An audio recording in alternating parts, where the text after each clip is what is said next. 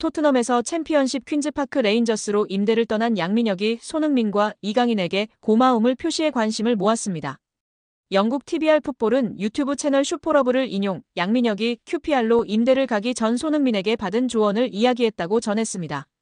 양민혁은 슈퍼러브를 통해 흥민이 형과는 당연히 같은 팀에서 같이 생활했다. 훈련이 끝나고 같이 밥 먹고 냉탕도 항상 같이 했다. 타지에서 같은 팀 선배로서 많은 도움을 주셨다면서 임대 가서도 다치지 말고 경험 많이 쌓고 돌아오라고 했다고 밝혔습니다. 양민혁은 지난 2024년 K리그 강원FC에서 고교생 신분임에도 38경기에서 12골 6도움으로 강한 인상을 남겼습니다. K리그 1 역사상 최초 고교생 신분으로 프로 선수가 된 양민혁은 시즌 중이던 지난해 7월 토트넘과 계약해 주목을 받았습니다. 아직 어린 선수다. 프리미어리그의 높은 수준에 적응하기 위해서는 시간이 필요하다는 포스테코글루 감독의 말처럼 양민혁의 토트넘 데뷔전은 좀처럼 쉽지 않았는데요.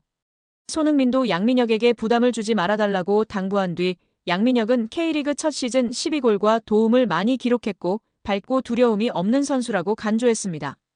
또 그는 양민혁이 팀에 합류하게 돼 기대되며 내가 도울 수 있는 부분은 돕고 싶지만 압박을 주지 않아야 한다면서 축구가 그에게 가장 중요하다고 덧붙이기도 했습니다. 결국 양민혁은 경험을 쌓기 위해 QPR로 임대 이적하기로 했습니다.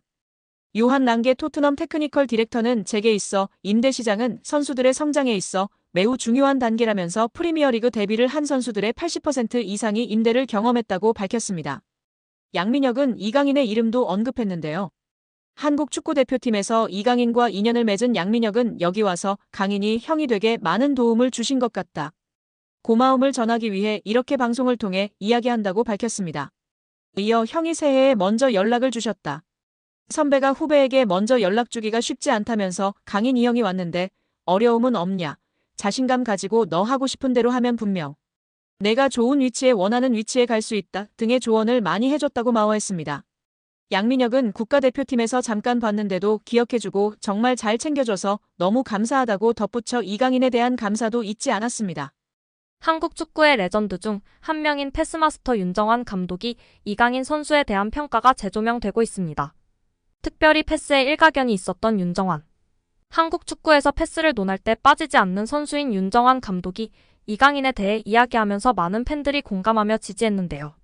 현대 축구의 흐름이 변화하면서 전통적인 플레이메이커들의 중요성이 감소되었지만 이강인 선수는 그 독특한 플레이로 차별화되어 있다고 평가했습니다. 이강인 선수의 패스 타이밍과 장면 선택이 뛰어나며 계속해서 발전하고 있다고 봤습니다. 이제 더 많은 결과를 내려면 본인이 더 많은 노력과 미래를 위한 마인드를 가져야 할 텐데 그것 또한 이미 갖고 있는 것으로 평가된다고 발언했습니다. 자세한 내용 함께 살펴보도록 하겠습니다. 여기에 패스마스터 윤정환 감독이 이강인 선수를 어떻게 생각하는지 이야기한 내용이 재조명되고 있습니다. 이강인 선수는 현대 축구에서 부족한 플레이메이커들을 대체하며 독특한 선수로 주목받고 있다고 생각합니다.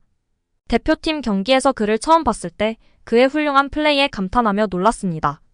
이강인 선수는 어려운 패스를 손쉽게 주어 경기를 컨트롤하며 멋진 플레이를 보여줬습니다.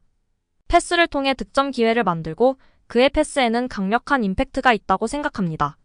현대 축구에서는 생각하고 일단 보고 판단하는 시간이 축구에서 매우 길어지면 경기에서의 기회를 놓칠 수 있기 때문에 기술 향상을 위해 많은 노력과 경험이 필요합니다. 현대 축구는 빌드업을 중요시하여 매우 안정적인 축구를 하기 때문에 도전적인 플레이를 제한할 수 있는 경향이 있습니다. 하지만 패스를 통해 공간을 활용하면 공격 기회를 창출할 수 있고 그런 패스를 잘하도록 훈련하는 것이 중요한데요. 이러한 부분들을 이강인 선수는 완전히 마스터하고 있고 다른 선수들보다 월등하기 때문에 돋보이는 것 같습니다. 패스는 공간에 넣어줄지 발밑에 줄지 계산하여 판단하는데 뛰는 선수에게 발밑에 패스하는 것이 어렵고 복잡합니다. 파악과 계산을 통해 개개인의 선수 특성에 맞게 패스를 해야 하는 것이 훌륭한 패스라고 생각합니다. 패스를 넣는 선수는 상대 수비 위치 파악과 패스 가능성을 고려해서 해야 하기 때문에 상당히 퀄리티 기술적인 선수라고 봐야 해요. 이러한 패스를 하는 이강인 선수는 정말 대단한 선수로 존중해야 합니다. 특히 압박이 강력한 상황에서도 자신의 플레이와 압박에 능숙하게 대처하는 뛰어난 실력을 보여주었는데 정말 놀라웠습니다. 압도적이었습니다. 앞으로는 이강인 선수를 중심으로 한국 대표팀이 재편될 가능성이 많을 것 같습니다. 이강인 선수가 어린 시절에도 훌륭했지만 최근 몇 년 사이 폭풍적으로 성장한 것으로 피나는 노력을 했기 때문이라고 생각합니다. 어릴 때부터 독특한 재능을 갖고 있었지만 지금의 실력은 노력 덕분에 달성한 거라 생각되어집니다. 피지컬적으로도 성숙해져서 속도, 수비, 피지컬 등에서 큰 발전을 이루었습니다. 체력 향상을 위해 웨이트 트레이닝도 하며 몸에 힘이 붙어 가속력과 스피드가 향상되었습니다. 이제 스피드뿐만 아니라 힘과 게임 감각도 향상되어 뛸 수 있는 힘이 생겼습니다. 하지만 가장 중요한 것은 지속적으로 경기를 뛰면서 경기 감각과 실전 경험을 통한 기술적, 정신적, 경험적 성숙이 필요합니다. 등의 발언을 하며 이강인 선수에 대한 자신의 생각과 평가를 전했는데요. 이에 많은 팬들이 공감하며 지지를 보내고 있는 상황입니다. 정말 우리 이강인 선수는 현대 축구에서의 독특한 플레이로 차별화되어 있다는 생각입니다. 그의 패스 타이밍과 패스 궤적, 선택 등이 정말 번뜩이고 뛰어나다고 느끼고 있습니다. 더 무서운 건 지금이 전성기가 아니라는 것이겠죠? 계속해서 발전하고 있는 이강인 선수. 앞으로도 더욱 멋진 모습 기대하고 응원하도록 하겠습니다. 리그앙에 따르면 이강인의 PSG 입단 후 한국 팬들의 PSG 홈경기장 출입이 20%나 증가했습니다. 한국 팬들이 스타디움 투어를 하는 횟수는 무려 300% 폭증했습니다. 그만큼 파리 관광을 가면 PSG 구장을 가는 것이 무조건 투어 핫플로 자리 잡았습니다. 이에 많은 팬들과 전문가들은 이강인이 영국 프리미어리그에서 뛸 날도 머지 않았다고 보는 시선도 많아지고 있습니다. 프랑스 거함에서 트로피 맛 좀 보다가 프리미어리그 명문 클럽에서 뛸 이강인을 기대하고 있는데요. 과연 어떻게 될까요? 프리미어리그가 가장 박진감 넘치고 중계 시간도 나름 괜찮은데요. 다만 이강인 선수가 어린 시절 스페인 출신이다 보니 바르셀로나, 레알 마드리드, AT 마드리드와 같은 팀에서 뛰는 걸 바라는 분들도 계신데요.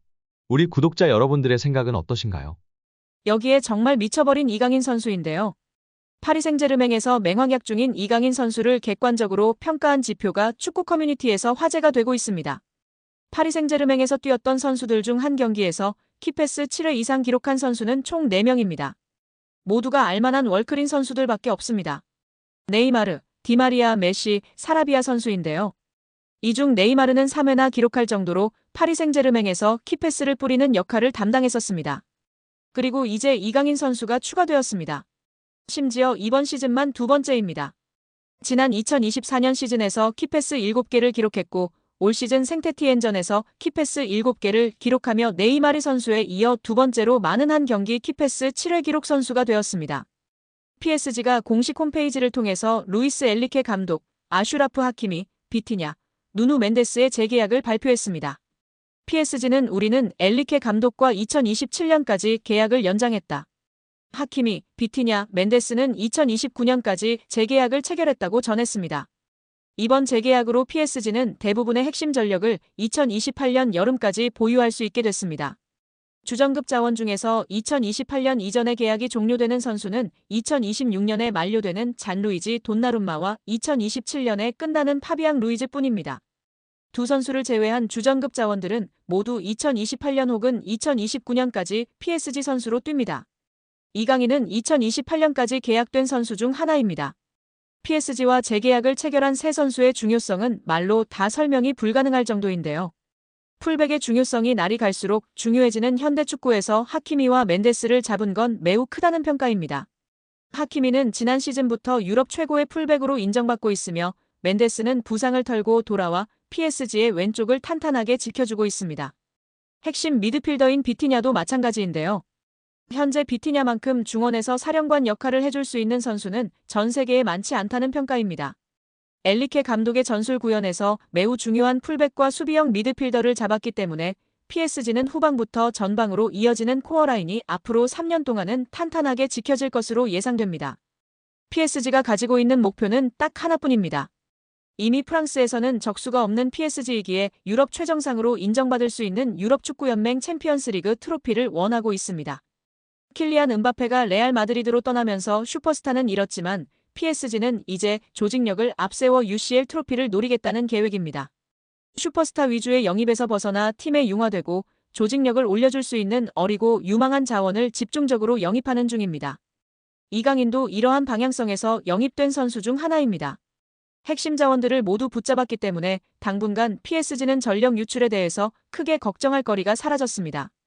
B클럽들에게 있어서 핵심 선수 지키기는 매우 스트레스 받는 작업 중 하나지만 PSG는 전력 보강에만 집중할 수 있는 환경을 마련한 셈인데요. 엔리케 감독의 힘을 실어주기 위해서 2027년까지 재계약한 것도 이러한 방향성의 일환입니다. PSG는 여전히 스트라이커 자원이 약하다는 평가를 받지만 엔리케 감독은 제로톱 전술로 밀고 가는 중입니다.